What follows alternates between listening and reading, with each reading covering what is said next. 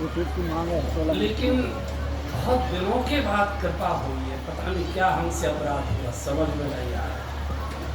बहुत लंबा समय। और बच्चों सही से बैठो, सही से बैठो, आराम से बैठो, कैमरा चल रहा है।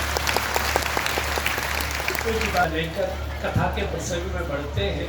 आज पूज्य स्वामी जी का सबको आशीर्वाद मिलेगा। खुलकर मैं प्रार्थना करूंगा, ये खुलकर आशीर्वाद बांटिए। थोड़ी देर में प्रसंग में बढ़ता हूँ, फिर स्वामी जी महाराज के चरणों में विनय करेंगे। हम सबको आशीर्वाद का अमृत पान करें। चर्चा चल रही थी अयोध्या कांड की शुरुआत। विवाहित होकर प्रभु आए हैं, 1, 2, 3, 4 महीने तक तो पधरौनी चलती रही। आज इनके घर भोजन, बहू नहीं, आज इनके घर भोजन, आज इनके घर भोजन। इसको हमारे साधुओं की भाषा में गधा खुजावन कहते हैं। गधा खुजावन जानते हैं? आप नहीं जानते? गधे होते ही नहीं, यहाँ तो शेर होते हैं सबके सब। हरियाणा में तो पूरी यही है। ये व्यवहार है संसार का। मैंने मेरी बहू के मुंह दिखाई में इतना दिया तो मैंने कितना तेरी बहू को, और वो काम लिखा रहता है कॉपी में, कौन कितना दे गया था, कौन कितना दे गया था, और उतना ही वो देना पड़ता है। हमने तुम्हारे यहाँ अपनी बहू को बुलाकर भोजन कराया था, तुम हमारी बहू को बुला। इसको कहते गधा खुजावन। गधे चलते हैं ना, एक गधे को खुजली लगी तो उसे यार खुजली लग रही है, थोड़ा खुजा दे, तो उसने दांतों से खुजा दिया। अब शाम हो गई, गधों के वापस लौटने का समय। जो गधों का मालिक था उन्हें किट किट करके वापस की संकेत दे दी। तो जिस गधे ने खुजाया था उसको लगा कि मेरा तो ताव बेकार ही चला जाएगा। बोले साले खुजा पहले, मुझे तब जाना, पहले मुझे खुजा। तो आपने हमको कुछ किया, हमने आपको कुछ किया, ये गधा खुजावन है। हमने आपको कुछ भी नहीं किया, फिर भी आपने हमारे लिए सब कुछ कर दिया। यही देवत्व है, यही ईश्वरत्व, यही संतत्व। कहाँ भगवान का नाम लेने को तैयार होते, फिर भी भगवान दिए चला जा रहा है, दिए चला जा रहा है। तो लंबे समय के बाद वो स्वामी जी लिखते, एक बार फिर चौपाई गाने, एक समय सब सहित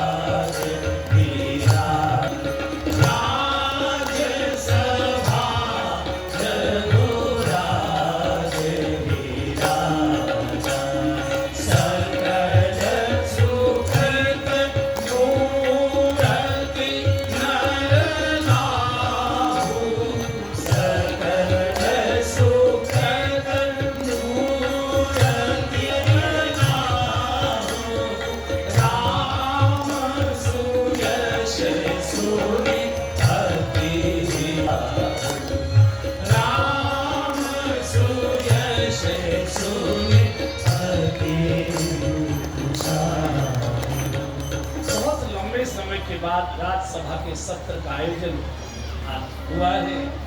सब छोटे मोटे स्टेटों के जो राजा थे, जो महाराष्ट्र चक्रवर्ती नरेश थे, तो इनके अधीनस्थ जितने भी छोटे मोटे स्टेट राजा लोग थे, सब आज राज्यसभा में। भगवान श्री राम आज दर्शक दीर्घा में पहली बार राज्यसभा में बैठे। जब दशरथ जी का शुभागमन हुआ, जैसे ही दशरथ जी ने प्रवेश किया, पूरी सभा खड़ी हो गई। स्वाभाविक, महाराज की जय हो, महाराज की जय हो, महाराज की जय हो।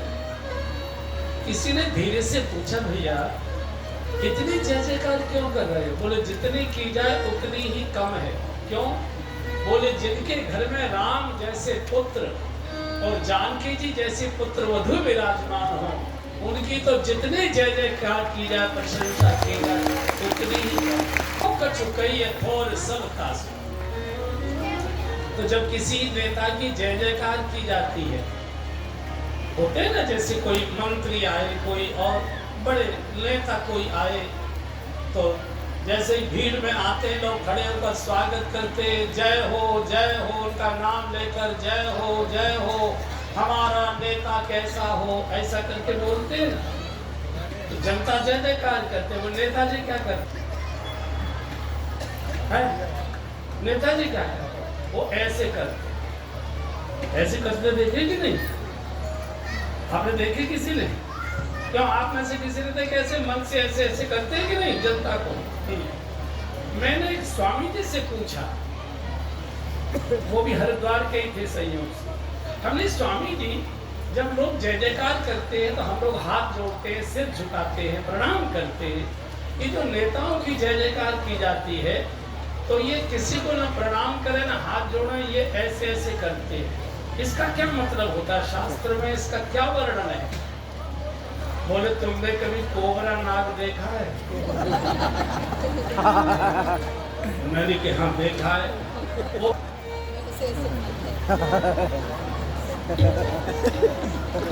और कोने तक इशारा कर देता है, किसी को छोड़ूंगा नहीं। ये तो अगर हंसी की बात है, लेकिन दशरथ जी ने क्या किया? राय सुभाय मोरे करेगी, राय सुभाय मोरे। जैसा बैठे हमें बचा लेंगे, हम लोग भरोसा है। राय सुभाय, आराम से बैठ जाओ बच्चों, बैठ जाओ आराम से। राय सुभाय मोरे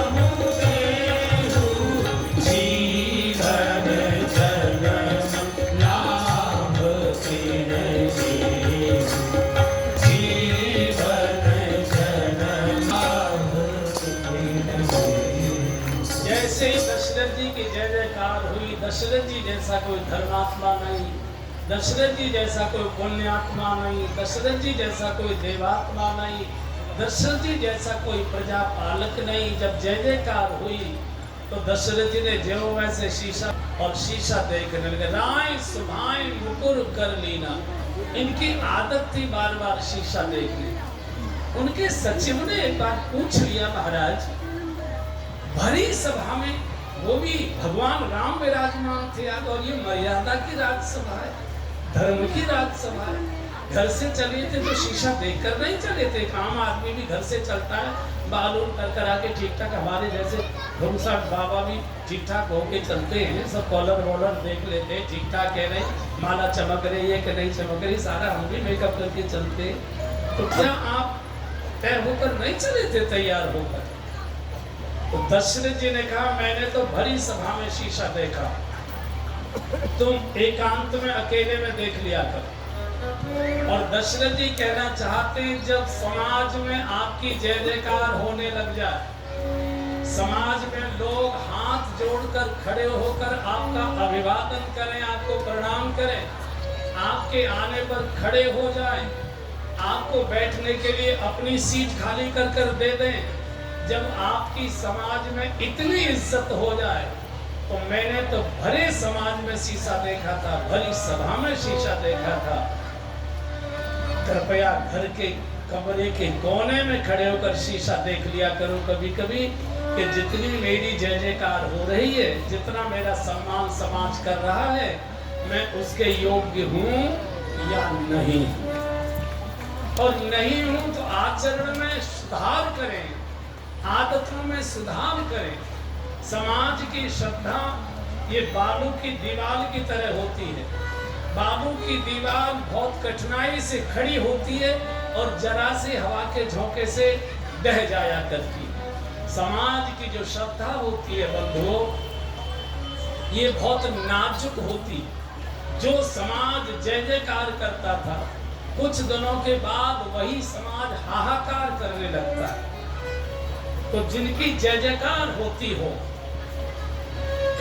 जिनके लिए लोग आसन से खड़े होते हो, उनकी जिम्मेदारी है कि वो एकांत में अपने आचरण को देखें कि मैं जितना सम्मान मुझे मिल रहा है उसके योग्य हूं या नहीं हूं। तो आचरण में वृद्धि करें, व्यवहार में शुद्धि करें, वाणी में मधुरता करें। दशरथ जी ने उसी समय शीशा देखा और शीशा देखा तो देखा मुकुट तिरछा हो गया। श्रवण समीप भय सिद्ध केसा, तो घटनाएं हुई, मुकुट तिरछा हो गया। मुकुट सत्ता का प्रतीक, और बंधुओं सत्ता हमेशा एक पक्ष की ओर ही झुकी हुई होती है। कोई कितनी भी बड़ी बड़ी राम राज्य की बातें बोलेगा, सत्ता हमेशा सत्ता पक्ष की ओर ही झुके रहती है। इस पर बोलने का ज्यादा लाभ नहीं है और विवादित की बातें कई बार हो जाती है। सत्ता का स्वभाव है, सत्ता कभी सम नहीं रहती, सत्ता हमेशा विषम रहती है। अपने के दुर्गुण नहीं दिखाई देते और दूसरे के सद्गुण नहीं दिखाई देते, सत्ता का ये स्वभाव होता है। तो दशरथ जी ने देखा मेरा मुकुट तिरछा हो गया, तो जैसे मुकुट सरका तो कान के पास सफेद बाल, श्रवण समीप भय सित केसा, मानो कान के पास के सफेद बालों ने राजा के कान में बुढ़ापे का उपदेश कर दिया। राजन, बाल सफेद हो गए, सत्ता तिरछी हो रही है, सत्ता गिर न जाए, सत्ता ढह न जाए। अब काले काम बंद करो। अब घर में 4 बहुएं आ चुकी हैं, पलंग घर से बाहर निकालो, अंधकार से चलो। तमसो मां ज्योतिर्गमय, वेद भगवान घोषणा करके जा रहे हैं। असतो मां सद्गमय, शुभ की ओर चलो, उजाले की ओर चलो, संतों की ओर चलो, सत्संग की ओर चलो, भजन की भक्ति की ओर चलो, समाज के परमार्थ की सेवा के कार्यों की ओर चलो, शुभ की ओर चलो। कान के पास के सफेद बालों ने उपदेश कर दिया। और जब भी बुढ़ापा आता है, कनमुटी के पास के सफेद बाल होते हैं और कोई जरूरी बात हमेशा कान में ही बोली जाती है। सफेद बाल कान में कहते हैं कि अब उजाले की ओर चलो। लेकिन कलयुग के मनुष्य से भगवान भी हार गया। भगवान बार बार सफेद करने की कोशिश करता है। ये बार बार फिर काले करके बैठ जाया करता है। और काले काम करते करते एक आयु के बाद, यहाँ जो समाज के बड़े वरिष्ठ बंधु बहनें बैठे, माताएं बैठी, जब घर में बहू आ जाए, बहू की गोद में बालक आ जाए और उधर हमारी बिटिया की शादी हो जाए और बिटिया की गोद में भी बालक आ जाए, तो घर की सत्ता बेटे और बहू को सौंपकर और घर के बाहर वाली बैठक में आ जाना चाहिए। फिर सब चीजें देखने की आवश्यकता नहीं है। कौन आया, क्या लेकर आया, क्या लेकर जा रहा है, इसलिए आया। अब आपका युग चला गया, अब बहू बेटों का घर में शांति रहेगी, सुकून रहेगा, आनंद रहेगा। छोटे छोटे बच्चों को पास बिठाकर उनको सुंदर सुंदर कथाएं सुनाइए, गीता के श्लोक याद कराइए, गायत्री मंत्र कंठस्थ कराइए, रामायण की चौपाइयां याद कराइए, प्रार्थना गाकर कर उनको सुनाइए, उनको कंठस्थ कराइए। हमारे बाबा थे 85 वर्ष के, तो उनके पास हमको बिठा लेते थे, तो बचपन से ही गायत्री मंत्र, गीता के श्लोक, रामायण की चौपाई, छोटे थे हम, छोटी क्लास में पढ़ते, तब के संस्कार है। तो ये करिए, लेकिन अंत तक दशरथ जी के भीतर कान में कह दिया कि सत्ता छोड़ो और सत्यनारायण की ओर चलो। हालांकि हर युग में नियम अलग प्रकार के होते हैं। जैसे हर मौसम का भोजन अलग प्रकार का होता है, जैसे हर मौसम के कपड़े अलग प्रकार के होते हैं, ऐसे ही हर मौसम के हर युग के प्रकार के होते हैं। कलयुग का जो सिद्धांत है सब कुछ छोड़कर बहु बेटों को समर्पित करने का नहीं है। कुछ न कुछ अपने हाथ में भी इस युग में रखना चाहिए। बहु बेटे का मुख न देखना पड़े, नाती पोतों को कुछ देने की इच्छा कुछ हमारे पास है नहीं, किसी साधु महात्मा की सेवा करनी है अपने पास देने को कुछ है नहीं, कोई बहन बेटी विदा होकर जा रही है देना चाहते हमारे पास देने को कुछ है नहीं, किसी मंदिर में भोग लगाने की इच्छा हो रही है लेकिन भोग खरीदने के लिए तीर्थ जाना चाहते लेकिन जेब में कुछ है नहीं। तो समय के लिए कुछ न कुछ बचा के रखना चाहिए, बाकी अधिकार बच्चों को दे दीजिए।